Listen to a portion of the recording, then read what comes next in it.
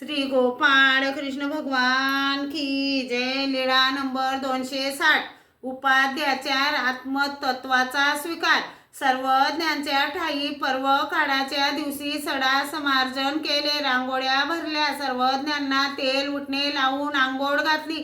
पर्व काळासाठी आलेले भक्तगण दादोसांच्या रामदेवाच्या मुक्कामाच्या ठिकाणीच राहिले। उपाध्यांनी दादोसांच्या मुक्कामाच्या ठिकाणी शिदोरी ठेवली होती, ती आणायला गेले होते। ते आले तेव्हा बाईसाने विचारले, जानो, तू दादोसांच्या मुक्कामाच्या ठाई गेला होता का?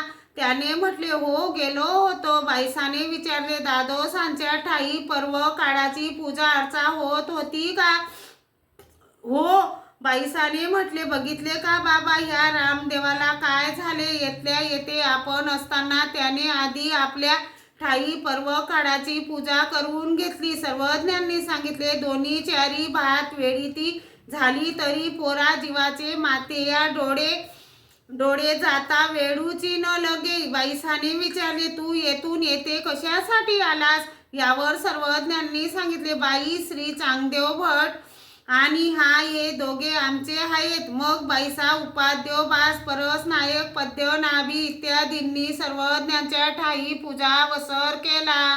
श्री गोपाळ कृष्ण भगवान की जय।